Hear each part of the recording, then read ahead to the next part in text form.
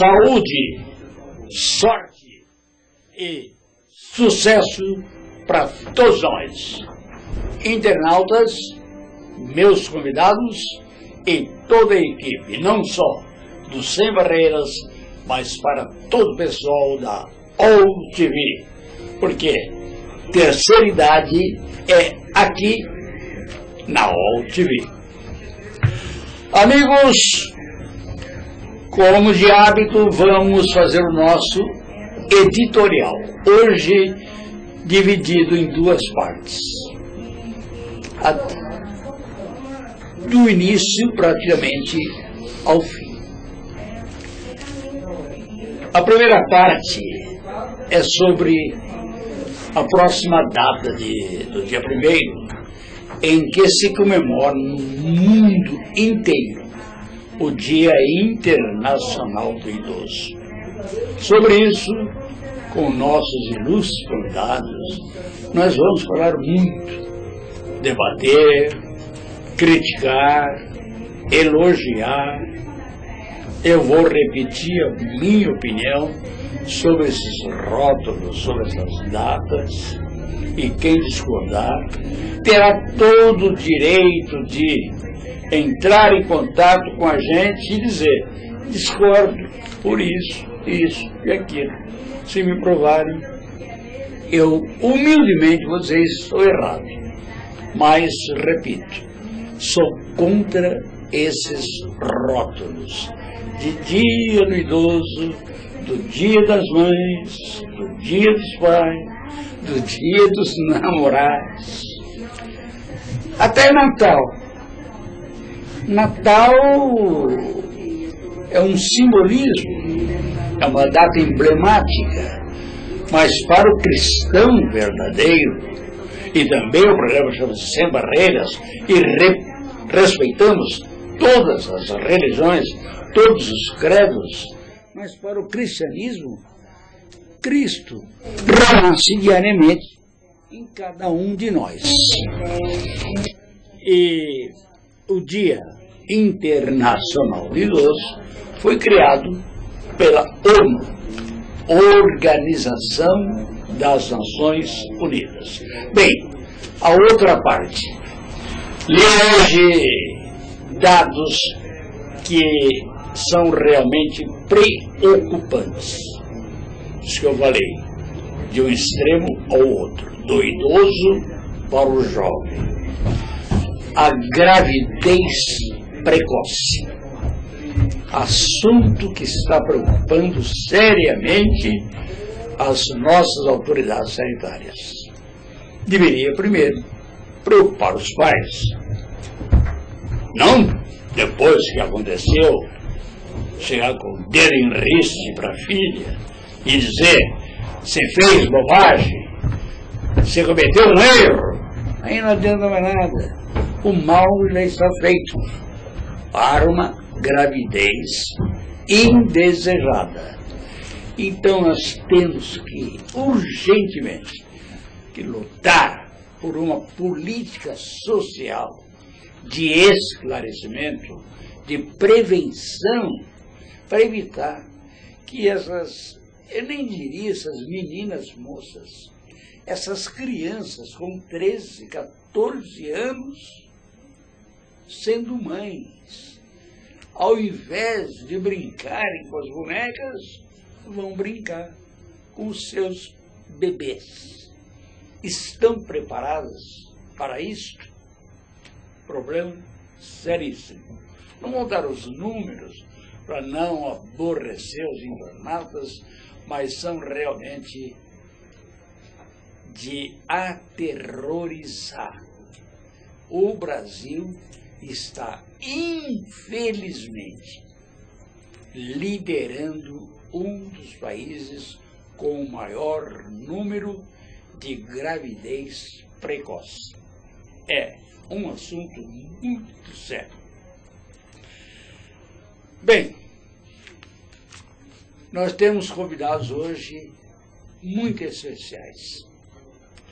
E um deles, eu vou me permitir dar a sua idade para que sirva de exemplo à terceira idade. Ele tem 84 anos. Me desculpe, eu sou obrigado a dizer a idade por uma razão de consciência, de foro íntimo, porque isso muito me anima. Isso me estimula a lutar cada vez mais por essa causa da terceira idade. Eu me refiro ao querido, e já posso chamá-lo de meu amigo. Já conversamos antes, e pelo que ele conversou comigo, em pouco tempo, tornamos-nos amigos e aprendi muito com ele. E tenho certeza que a senhora, que o senhor e você, jovem, também irão aprender muito com esse jovem senhor. Oscar Del Pozo. Guardem bem esse nome. Oscar Del Pozo. Figura simpaticíssima, 8.4. Em plena atividade. E o que é que faz o nosso amigo Oscar? Eu posso chamar de você? Lógico. Então, Oscar, você é médico aposentado, certo? Exatamente. E você realiza várias ações em defesa dos direitos dos idosos. Me conta aí, essa passagem da medicina para atendimento à terceira idade.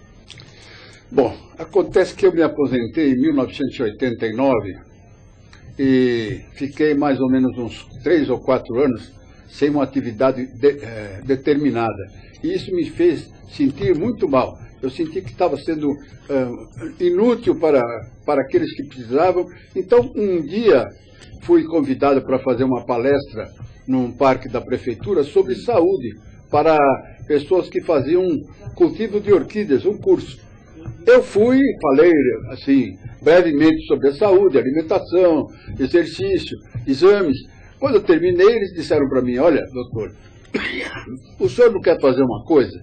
Vai dividindo essa sua palestra em vários itens, que assim a gente aprende muito melhor. Então, tá bom.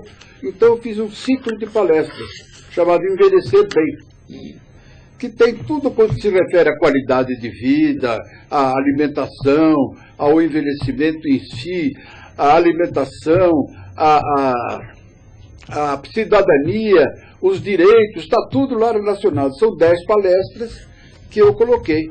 E esse curso começou a chamar a atenção de outros grupos lá da minha região. E depois de algum tempo eu já tinha 22 grupos em que eu dava essas palestras. Cada vez foi avançando mais. E outra coisa que eu percebi é que os idosos tinham desconhecimento total dessas questões de saúde, de exames, de alimentação, de exercício. Então, o que eu pensei? De prevenção. Prevenção também, lógico. Lembrou muito bem. O que eu resolvi fazer? Fizemos um site na internet. www.idososolidarios.com.br www.idososolidarios.com.br. Bom, porque acontece o seguinte, a gente nesse site colocou, atualmente começamos com aquele primeiro ciclo, básico de qualidade de vida, mas atualmente já tem mais de 140 artigos sobre tudo quanto é moléstia, sobre tudo quanto é problema de direito do idoso, porque é muito simples de explicar a razão disso. Vamos supor que um idoso vá ao médico e tem lá uma consulta, ele marca e vai fazer um exame que deu diabetes. O médico fala para ele: olha, O senhor toma esse remedinho, não pode comer nada com açúcar, doce, vai embora. O que ele aprendeu? Nada. Ele precisa fazer direitinho. Qual seria o ideal? Exatamente. Ele ter um protocolo. O que se chama protocolo? É uma maneira de atuar em cada caso separado. O protocolo mostra isso. Qual é a quantidade de glicemia que o indivíduo tem? Qual é a quantidade de açúcar que tem no sangue? Quais são os procedimentos que ele deve fazer? De quanto em quanto tempo deve repetir o exame? Como é que ele vai fazer a medida dessa glicemia? Quais são as consequências, né? Que pode haver gangrena e amputação de membros, cegueira por causa da implantação da retina. Tudo isso aí, o idoso sabendo disso, ele vai tomar cuidado, vai procurar. Desculpe uma perguntinha, vamos começar desde o início. Antes do diabético, da fase de diabético, tem a fase do pré-diabético. O que é um pré-diabético? O pré-diabético hoje é uma coisa que há pouco tempo foi... Antigamente, o limite do açúcar no sangue era 120 miligramas. Mas depois eles chegaram à conclusão que era muito alto esse limite e baixaram para 100. Então, eles criaram uma situação que se chama diabetes gestacional. É uma coisa que pode parecer engraçada, mas por que tem esse nome? Porque as mulheres grávidas, muitas vezes, durante a gravidez, tinham um pequeno número de aumento de diabetes, da glicemia, mas logo depois que davam à luz, perdiam não tinham mais isso, voltava tudo para o normal. E esse diabetes gestacional é isso. O indivíduo que tem mais de 100 miligramas atualmente no sangue, ele já é um pré-diabético. Um indivíduo que tem disposição para isso. Se aliar esse problema do pré-diabetes ao sedentarismo, a alimentação sem nenhum controle, o que vai acontecer? O diabetes vai se desenvolver muito rapidamente. Então, é esse o problema do pré-diabético, do indivíduo chamado, a doença chamada diabetes gestacional. Então, voltando agora onde eu interrompi o senhor. O médico deu o diagnóstico. Você, seja homem ou mulher, é portador de diabetes. Aí é aquilo que o senhor disse. Não adianta dizer apenas corte o açúcar. O que mais tem que fazer? O que o médico tem que fazer em relação ao paciente? Ele tem que fazer para o paciente, criar um protocolo para o paciente poder controlar a sua doença de tempos em tempos. Vamos supor um exemplo. Se o diabetes está muito alto, então já não é um pré-diabético, é um diabético mesmo, tem 500 ou 600 miligramas de açúcar no sangue, o caso é muito mais sério, muito mais alarmante do que um que está com 100, 110, 115. Então, o procedimento não é igual para todo mundo, porque na realidade é preciso atentar ao seguinte, não existem doenças, existem doentes. A mesma doença num indivíduo e no outro indivíduo pode apresentar aspectos completamente diferentes.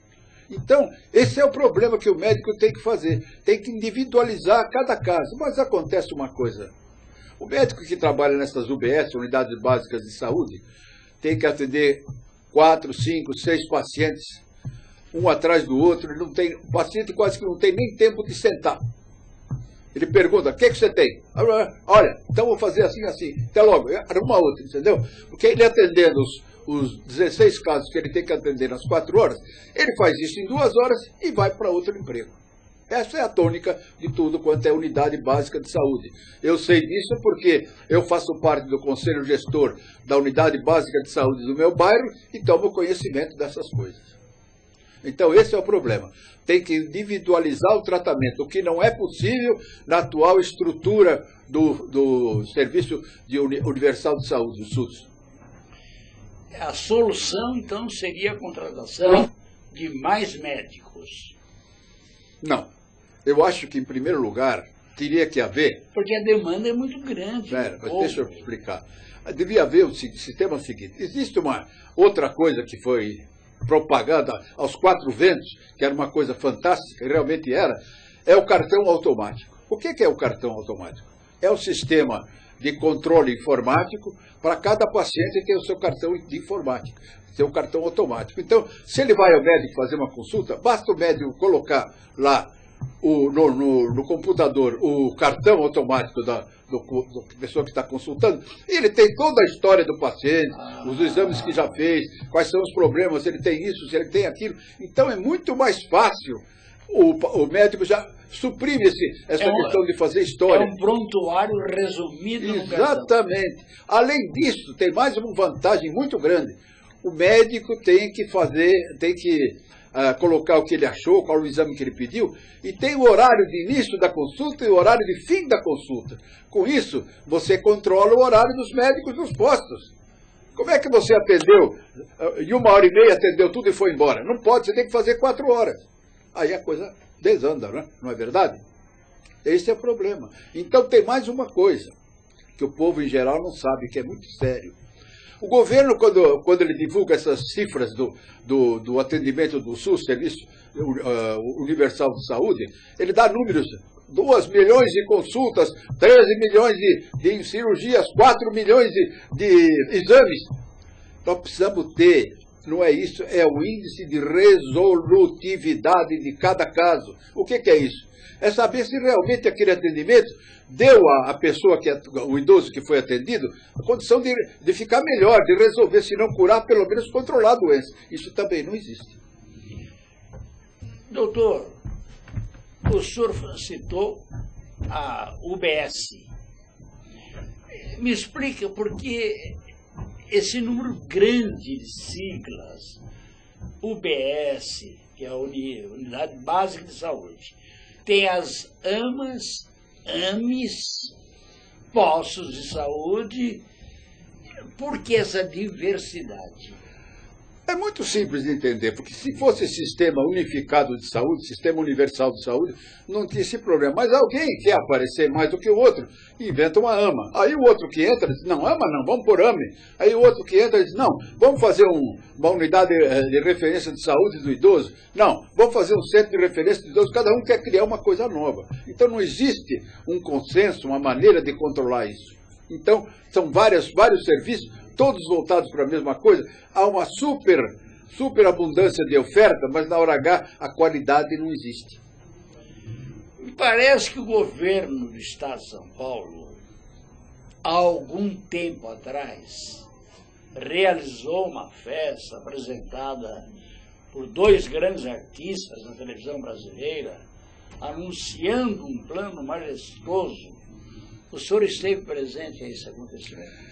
Infelizmente eu fui convidado e também caí nesse conto do vigário, porque isso é verdadeiro passa-moleque, uma sem-vergonhice que não se devia fazer com os nossos idosos. Fomos ao Palácio aquele dia, 400 convidados, todos envolvidos no trabalho com idosos, e quando nós chegamos lá... Palácio Bandeirantes, Palácio do Governo do Estado.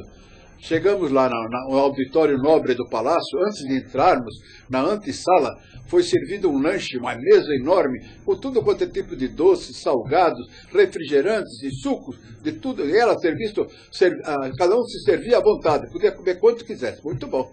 Foi a primeira coisa, parece que a impressão era boa. Entramos no salão, começou o espetáculo, porque era um espetáculo mesmo, com a apresentação de uma dupla de artistas, o Paulo Goulart e a Anissete Bruno, da televisão. Eles começaram apresentando os casos. E para os intervalos, para amenizar um pouco mais ainda o clima, havia uma orquestra sinfônica que tocava música clássica. Aí vários oradores se apresentaram e o orador principal, o governador José Serra, lançou o plano chamado Futura Idade. O que é essa futura idade? O plano foi bolado pelo antigo secretário de Assistência e Desenvolvimento Social do Estado de São Paulo, que era o Rogério Amato Coelho Neto. Esse Rogério Amato elaborou esse plano. O que era esse plano? Era o seguinte: todas as atividades com relação ao idoso, todas seriam reunidas numa entidade só. Para que isso? Para evitar, muitas vezes, dispersão de recursos.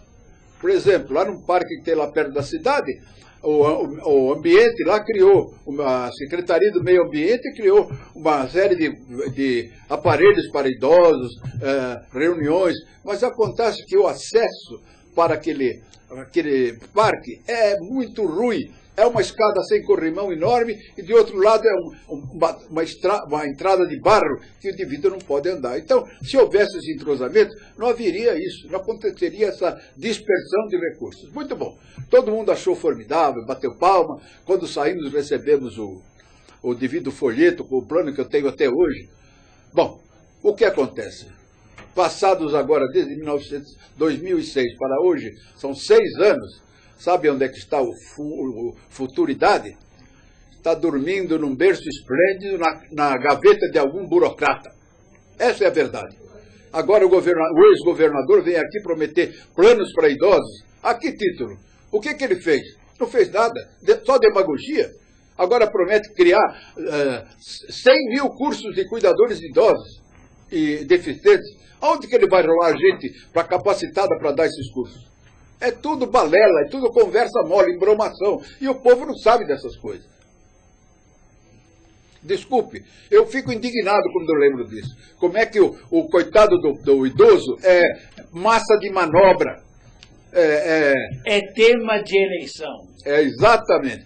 A exploração é vergonhosa. E o idoso, ingênuo, coitado, acreditando, vota naquele camarada. Aí ele esquece. Já foi eleito mesmo, vai tratar das coisas que interessam para ele. E pronto. Idoso não vota mesmo? Então chega, vamos fazer outra coisa. Agora, quando chega na próxima eleição, vamos reativar todos aqueles planos. É uma vergonha. Isso é uma coisa que não é uma indecência que se faz. Bom, de tudo isso, o plano está lá dormindo esplendidamente numa gaveta há 6 anos.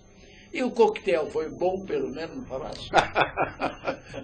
O coquetel foi realmente a única coisa que salvou daquela recepção, porque ninguém foi lá para comer e beber. A turma foi lá para assistir o quê? Para assistir o lançamento de um plano importante para o idoso. E realmente não adiantou nada. O coquetel, o povo pagou aquele coquetel que não adiantou nada para ninguém, nem para o povo, nem para os idosos. Foi mais um passa-moleque. Mas não é a primeira vez. Não é só o governo do Estado que faz isso. É muito comum o presidente da República reunir todo o ministério em uma chamada rede nacional de rádio e televisão, em que ele anuncia medidas bombásticas, medidas fantásticas para o setor de idoso. Há pouco tempo foi criada pelo SUS, Serviço Universal de Saúde, a internação domiciliar. O que seria isso? É muito simples de entender.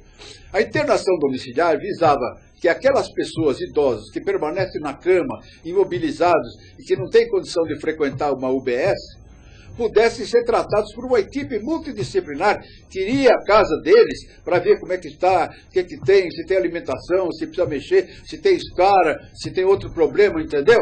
Tudo fácil, bonito, não é lindo? Ora, foi uma maravilha. No fim tocou o hino nacional, todo mundo bateu palma e apareceu a sigla. Brasil, país de todos.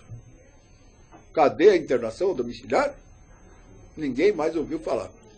Essa rede pode acabar em cadeia nacional. Exatamente. Aliás, você falou bem, é cadeia nacional. Esses caras deviam ser presos, viu? Porque é uma irresponsabilidade e é isso que se faz com o povo. Mas, doutor Oscar, vamos falar mais sobre os idosos voluntários. O povo quer saber o que é isso. Voluntário é o indivíduo que ele, depois de ter um certo trabalho na vida... Aliás, eu cometi um erro. Idosos solidários. Bom, agora mudou. É o seguinte, da onde vem essa palavra solidário? Solidário é uma moeda romana de ouro que quem tinha essa moeda, era proprietário dessa moeda, tinha um valor imenso no bolso, entendeu? Todo mundo queria ser solidário por causa disso. E solidário quem é? É aquele indivíduo que esquece dos próprios problemas, das próprias dificuldades, e vai ao encontro do outro, procurando ajudar os outros, sem nenhuma remuneração, sem nenhuma outra retorno, entendeu? E acontece que o serviço voluntário é realmente uma coisa fantástica. Só quem experimentou o serviço voluntário sabe disso. Por quê? Porque já está provado através de artigos científicos que o voluntário tem uma vida melhor, mais tempo de vida, se encontra muito mais satisfeito com as coisas, e isso é um resultado fantástico. Mas não é só isso. Um psicólogo americano chamado Abraham Maslow escreveu um livro muito interessante chamado A Psicologia do Ser. O que ele fala? Ele fala que as pessoas realizadas na vida, que se dedicam a trabalhar pelos outros, sem nenhum interesse pessoal, essas pessoas são pessoas que são iluminadas, que são pessoas que recebem um retorno fantástico, são iluminadas porque se aproximam da iluminação maior que é o Deus iluminado. Uma coisa fantástica isso, a gente pensar isso. Porque na realidade, eu acho que o voluntário, que é o meu caso, ele recebe uma missão, uma vocação de Deus. Olha, tem esse serviço, você vai querer ou não vai querer fazer? Se você topar, muito bem. Se não topar, tudo bem também. Vai fazer o quê? A vontade é sua. A liberdade de opção é sua. Mas acontece que ele dá muito mais retorno do que você faz.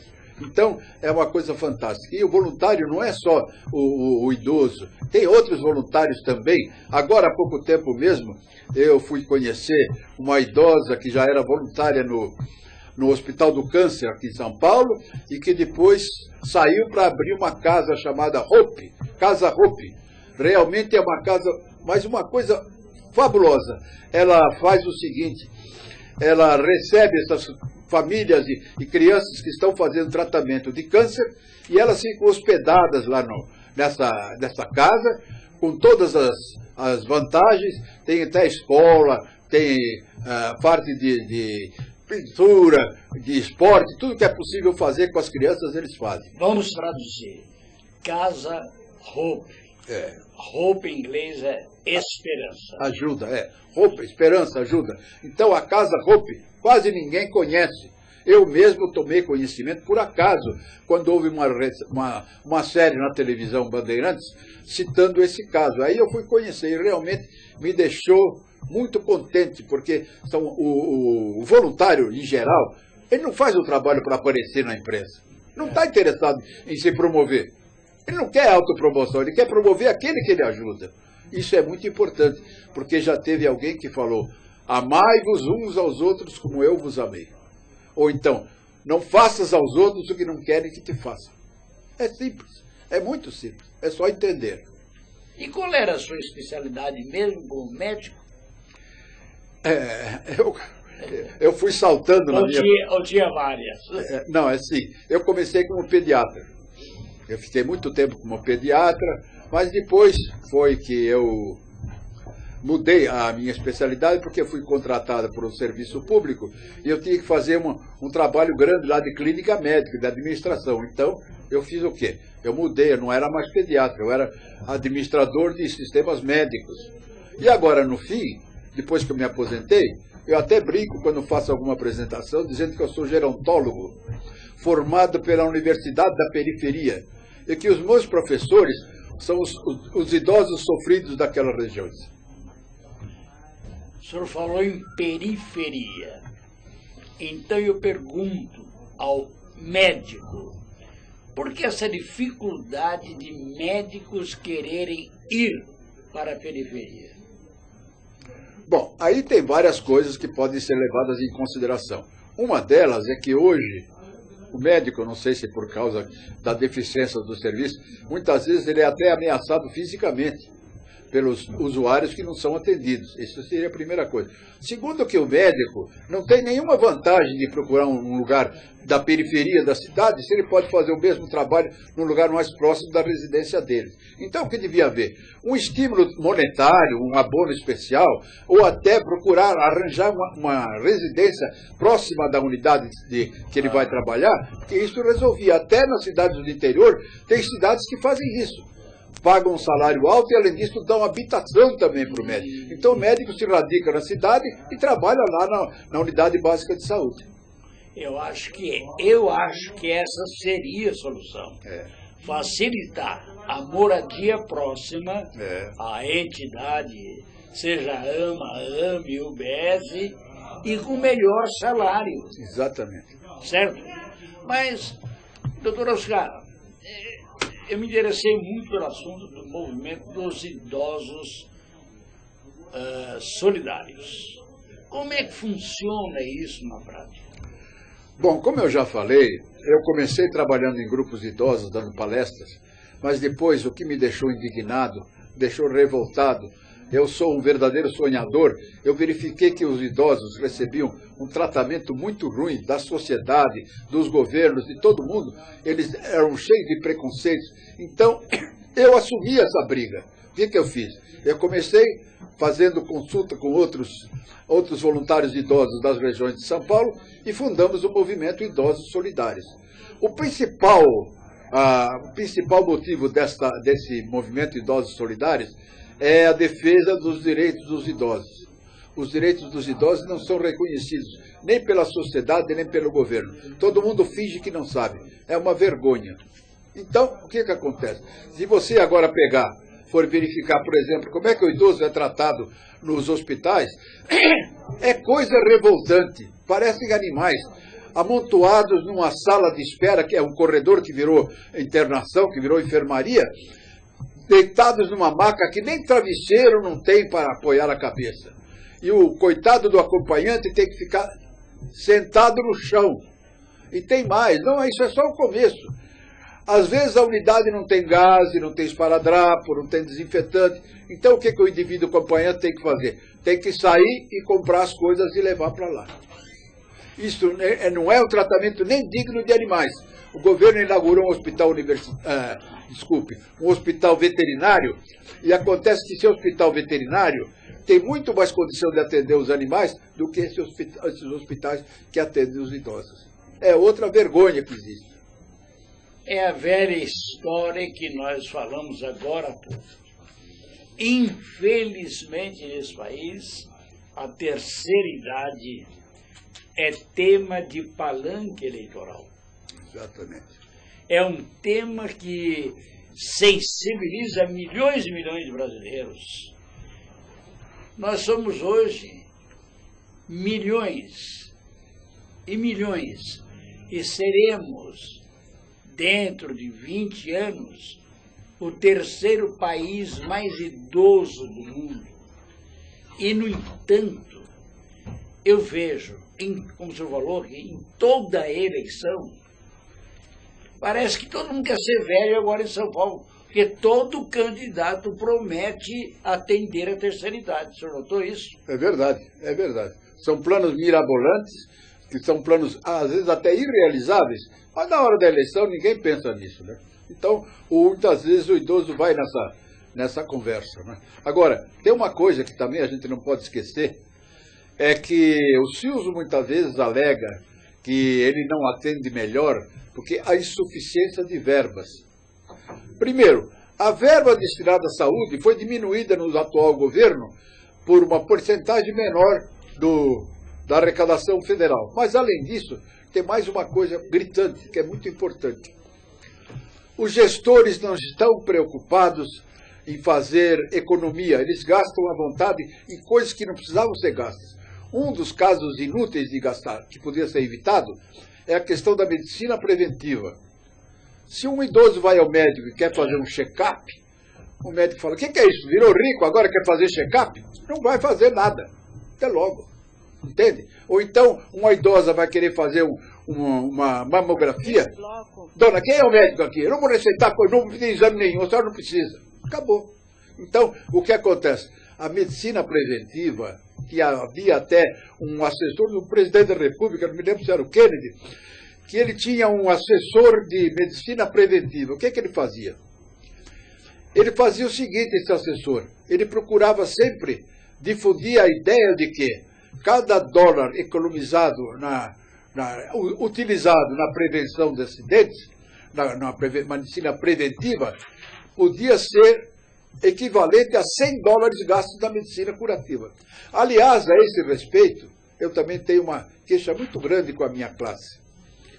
Os médicos, em geral, nas faculdades, são educados para a medicina curativa, que dá lucro para laboratório, para médico, para consultório, para hospital, para pronto-socorro. Ninguém fala de medicina preventiva. Porque medicina preventiva, o indivíduo que está sadio não precisa de médico. E só controla a saúde dele através dos exames da medicina preventiva e está livre. Essa que é a verdade. Infelizmente, o sistema está todo errado. Uma vez até eu ia escrever um livro negro sobre isso aí, mas eu achei que não adiantava nada, a mentalidade não muda. Mudar a mentalidade aqui é muito difícil. Então, continua do mesmo jeito. Aqui não se muda a mentalidade. Nós temos que criar uma nova mentalidade. Como que é o exemplo do assessor do Kennedy, do falecido presidente Kennedy, para cada dólar... 100 dólares são economizados. Cada dólar usado na prevenção representa 100 dólares economizados na parte curativa de hospital e médico. E tem mais, eles fizeram uma estatística provando que depois que eles tomaram essas medidas, o número de internação hospitalar dos idosos nos Estados Unidos caiu mais de 50%. É igual ao Brasil. Cada 100 reais destinados à saúde, apenas 10 reais chegam ao destino final. Exatamente. Porque 90 ficam aí, né? Ficam nos gabinetes, com os oficiais de gabinete, com os técnicos que estão lá, porque na realidade esses cargos superiores não são exercidos por técnicos, são exercidos por cupincha político do ministro, que é do tal partido, então ele coloca lá quem? Coloca os cupincha dele. Esse cupincha que vai fingir que trabalha, só vai uma vez por ano lá na repartição, para receber o contra-cheque dele, tchau, não quer tomar conhecimento de nada. E mesmo porque não é um funcionário de carreira, não entende nada, sabe que vai terminar a gestão de quem o indicou, ele sai junto, então aproveita. E, aliás, são, não generalizando, são os nossos homens públicos mais religiosos do mundo. Eles sempre levam 1/3 no bolso, né? No mínimo, se não levar mais. Essa é a verdade, infelizmente. Então, esses burocratas que imperam toda a máquina da saúde e não permitem nada. Não interessa para eles mexer com isso. Vão criar chifre, procurar pelo em ovo? Não, até logo.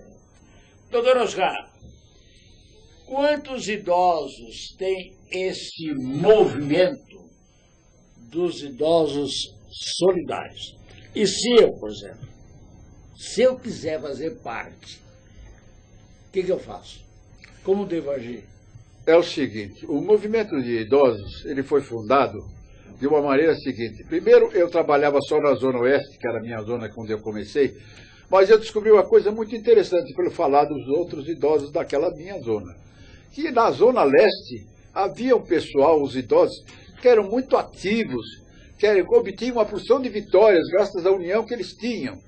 Então, o pessoal costumava falar que os idosos da Zona Leste estão vivos, ao passo que os outros idosos estão mortos. Não fazem nada para defender os seus direitos. Então eu falei, bom, eu vou lá então na Zona Leste saber conhecer o mapa da mina, porque eu vou aplicar o que eles fazem lá, vou aplicar na minha região também. E aí eu fui. E eu descobri na Zona Leste um camarada muito especial, mas um camarada que não existe igual. Acho que não tem mesmo. Padre Ticão. Quem é esse Padre Ticão? É um padre que ele puxa uma bandeira, não só dos idosos, mas das crianças abandonadas, dos toxicômanos, dos traficantes, da moradia, da escola superior na Zona Leste. Tudo isso ele engloba, ele faz, ele ajuda. Então, conversando com ele topou fazer um movimento único. Então foi criado o movimento Idosos Solidários, que compreende todos os idosos da capital de São Paulo na mesma posição, na mesma reivindicação. E com esse tipo de representação, nós vamos às entidades públicas, depois de obter informações sobre os idosos, vamos supor que o atendimento à saúde em determinado lugar está péssimo, que o hospital assim não atende o idoso. O que a gente faz? A gente organiza uma caravana com um abaixo-assinado, leva lá na repartição, no hospital ou na UBS, com tudo que está escrito lá em 2 vias. Eles assinam o recebimento na primeira via e já marcamos a data de retorno para verificar quais as providências tomadas. Não tivemos grandes vitórias, mas alguma coisa fomos conseguindo. Muito difíceis, é verdade, mas a gente vai devagar conseguindo alguma coisa. Entendeu? Então, veja bem, na cidade de São Paulo, só vou dar um exemplo. A região metropolitana tem mais ou menos 12 milhões de habitantes, certo? Cerca de 10% são idosos. 1.200.000 pessoas, certo? 1.200.000. Esse 1.200.000 tem mais ou menos 1%, não é 1%, 2 a 3%, são cerca de 3.600, se eu não erro a conta, 3.600 idosos, que permanecem acamados em casa, sem nenhum tratamento, sem nenhuma possibilidade de nada. Então, o que acontece isso? Por quê? Porque o governo é omisso nessas coisas. Tem o tal da internação domiciliar pelo SUS, que ele não respeita, que ele não faz, só está no papel. Então, o que a família faz? A família fica apavorada, porque é uma coisa que acontece de uma hora para outra, e mesmo que ela queira tratar bem o seu ente querido, o seu idoso, ela não sabe como é que dá banho, como é que alimenta, como é que tira da cama, como é que põe na cadeira, como é que evita escara, nada disso ela sabe, entendeu? Então o que acontece? De duas uma, ou ela vai para um asilo, ou então ela vai para um hospital e fica lá a vida toda. Acontece o seguinte, que o asilo, na realidade... Nós vamos aproveitar, enquanto a gente está comentando aqui, para apresentar daqui a pouco um vídeo muito interessante, que é, inclusive, que diz respeito exatamente à sua ação. Eu quero dizer uma frase que eu escrevo até, porque eu adoro essa frase, da Regina de Moraes, que o senhor deve conhecer, que apresenta o projeto Velho Amigo. Ela diz: promover a saúde do idoso é promover seu bem-estar físico, mental e social. O senhor, como médico e presidente deste movimento, concorda? Perfeitamente, porque mesmo a própria Organização Mundial de Saúde, ela diz assim que envelhecimento ativo o que quer? É participação, saúde e entrosamento na sociedade. Isso é que é o envelhecimento ativo. O envelhecimento passivo é o contrário. É um indivíduo que não faz nada e acaba envelhecendo muito mais rápido e tendo outras doenças sérias. Então esse é o problema. A dificuldade toda está nisso, que a interpretação que se dá aqui no Brasil é uma interpretação muito cômoda para quem faz, porque não está vivendo as consequências dessa situação. E vamos agora, então, comentar sobre o DVD que o movimento fez sobre cuidados com idosos. Ok? Vamos lá, doutor Oscar, que nós temos coisas interessantíssimas para apresentar aqui. Sabe o que é? A gente, quando chega... Já estamos com 11, mais no ar. Neste bloco, você saberá a importância dos aspectos familiares e sociais no cuidado ao idoso. A família funciona como uma rede informal de prestação de cuidados ao idoso. E a casa é o principal lugar para sua permanência, embora existam asilos ou casas de repouso para idosos. É importante que todos os membros da família se revezem na prestação dos cuidados, evitando a sobrecarga de uma única pessoa. Além da família, você pode acrescentar mais pessoas à sua rede de ajuda, como vizinhos, amigos, pessoas da igreja, associações, entre outros. Na medida do possível, integre o idoso no convívio familiar e social. Crie condições para que ele participe dos acontecimentos familiares, evitando, assim, seu isolamento. Procure ouvi-lo atentamente e leve em conta a sua opinião. Inclua-o na dinâmica familiar. Informe-se sobre o... Eu gostaria, como disse no começo, que o senhor falasse mais sobre esse DVD, como a pessoa pode ter acesso, como pode adquirir. Seja à vontade, doutor Oscar. O seu trabalho é digno de louvor. O seu, da sua equipe, dos colaboradores, dos voluntários, dos solidários. Então, Nós temos que divulgar. Por favor, comente mais um pouco sobre tudo isso que nós vimos. É o seguinte, eu sou uma pessoa de profundo sentimento religioso. Eu acredito que nada na nossa vida acontece por acaso. Sempre tem uma razão. Mesmo que na hora a gente não perceba, mas depois a gente vai vendo que tem uma razão. Eu trabalhando com esses grupos, uma ocasião, me ligou uma pessoa que faz pastoral da saúde na paróquia de Vila Remo, falando para mim, doutor Oscar, nós queríamos que o senhor viesse aqui na nossa comunidade, dar uma palestra, como é que a gente cuida do idoso que fica na cama sempre. Eu falei, olha fulano, infelizmente, eu sou médico, eu não entendo nada disso. Isso é coisa de enfermeira, de auxiliar de enfermagem. Porque o médico vai lá visitar o paciente internado, dá uma receitinha e vai embora. Ele não cuida do doente. Mas eu vou procurar descobrir alguma coisa. E foi o que eu fiz. Comecei uma busca por toda São Paulo. Hospitais, faculdade de medicina, uma pessoa de coisa. E depois de muita procura encontrei um lugar, o chamado Hospital Universitário da USP, Universidade de São Paulo, em que o diretor, quando eu conversei com ele pelo telefone, ele falou, vem aqui, vamos conversar, e eu fui. E lá ele me mostrou um folheto que eles fazem para ajudar a pessoa a saber cuidar do idoso, muito interessante, ilustrado, mas eu falei para ele assim, Cláudio, não seria muito melhor a gente fazer um filme, um DVD, que tenha, porque o método de olhar e fazer é muito mais fácil do que está escrito aqui. Mesmo porque o povo da periferia muitas vezes não entende nem o que é idoso, entendeu? Não entende muita coisa. Então, vamos fazer o seguinte, vamos fazer esse vídeo. Ele falou, olha, esse foi sempre o nosso sonho, mas nós não temos verba para isso. Veja como Deus me colocou no lugar certo. Para ir lá, justamente encontrei. Aí eu falei para ele, foi na hora eu achei que era uma ousadia falar isso, mas eu falei, Cláudio, se eu conseguir um financiador, você faz o vídeo? Ele falou, eu faço o vídeo, dou a equipe, faço as filmagens, as falas, eu organizo tudo, só preciso do organizador, do financiador. Eu cheguei em casa e falei, e agora? Aonde que eu vou me virar para arrumar isso? Aí me lembrei que tinha um vizinho meu que era médico, descendente italiano, que nem eu, muito meu amigo, dono de um laboratório, e eu fui falar com ele.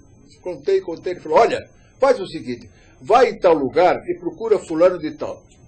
Falei, pronto, o cara já me despachou à toa, mas eu vou, fui até lá. Cheguei lá, era um laboratório magnífico lá de Santo Amaro, conversei com a pessoa, ele falou, não tem problema nenhum, pode fazer que o laboratório paga toda a despesa. Foi aí que nós fizemos a filmagem. O vídeo demorou 1 ano para ser feito, porque um vídeo não é uma coisa assim, que faz uma filmagem e termina. Não, tem que ter primeiro um roteiro, depois tem que ter os diversos assuntos, os locais, as tomadas, equipes, os locais, tudo isso. O senhor não falou como é que a gente faz para adquirir esse DVD, né? Vou chegar lá. Bom, acontece que o laboratório nos proporcionou 15 mil cópias desse DVD. Opa. Esses 15 mil cópias foram enviados para tudo quanto é lugar, até para Portugal, para a Escola Superior de Enfermagem de Coimbra, para a Ilha da Madeira, para os Açores, para todo mundo, até para a Espanha foi mandado, para a Argentina. Acontece que, depois de algum tempo, por uma razão pessoal, o financiador não quis mais financiar o vídeo. E o que acontece? Eu estou fazendo vídeo agora. Eu reproduzo em casa e mando tudo por minha conta, mando esse vídeo para quem está precisando. O que nós podemos aqui no Sem Barreiras fazer? Ó, a primeira coisa é divulgar o vídeo, né? E divulgando o vídeo, explicando como é que se obtém o próprio vídeo. Então, seu vídeo é de graça, não custa nada, entendeu? É de graça. E sendo de graça, ou retira na minha casa, ou então dá um jeito de conseguir uma entidade que peça. Não tem um site? Tem. O site é o seguinte, www.idososolidarios.com.br. Lá o vídeo aparece no site, escrito assim, confira o vídeo. Se você quiser, espectador, conferir o vídeo, copiar o vídeo, você pode copiar a partir desse site. Se não quiser copiar, não tiver meio de fazer isso, pode obter o vídeo de outro jeito. Agora, acontece que ultimamente nós fizemos mais uma coisa. Fizemos um vídeo dublado, legendado em espanhol, para atingir todos os países da América Latina. Atualmente são mais de 35 mil vídeos que já estão sendo veiculados em tudo quanto é lugar. Ministério da Saúde, Secretarias da Saúde estaduais, áreas técnicas de saúde do idoso. Olha, sempre, toda semana sai 400, 500. Eu pago o pacote, pago a despesa de correio, mas eu faço isso com grande satisfação. E vamos solicitar aqui as ONGs interessadas no assunto, que há várias ONGs, OCIPs, focadas na terceira idade, que entrem também em contato com o movimento, né, doutor Oscar? E para que vocês possam, e juntamente com a gente aqui do Sem Barreiras, nós vamos fazer um mutirão, porque queremos levar esse DVD, além de Espanha e Portugal, para outros países da Europa. Infelizmente, doutor Oscar, eu quero cumprimentá-lo publicamente pelo seu trabalho, pela brilhante entrevista que o senhor deu, pelos oportunos esclarecimentos, e agora eu vou dar uma dica para o senhor. O senhor falou tanta coisa séria, sem perder o bom humor. Essa dica serve para nós dois, hein? Atenção. No próximo dia 2 de outubro, a Secretaria de Esportes, Lazer e Recreação de São Paulo, em homenagem ao Dia do Idoso, ao nosso dia, doutor Oscar, que será no dia 1º de outubro, convida para mais um baile Vem Dançar. Olha só, hein? Esse baile será realizado no Clube dos Juventus, da 1h da tarde até às 5h também da tarde. Porque nós, velhinhos, não podemos ficar até tarde, né? Muito bem. E como sempre, os nossos melhores agradecimentos. Antes, repetindo, hein? Movimento Idosos Solidários. www.idososolidários.com.br. E do fundo do coração, o nosso muito obrigado a PW2 Comunicação. www.p2comunicação.com.br. E a querida Intergentable, intable.com.br. Alô, Donizete, de coração, saúde, sorte e sucesso para todos nós.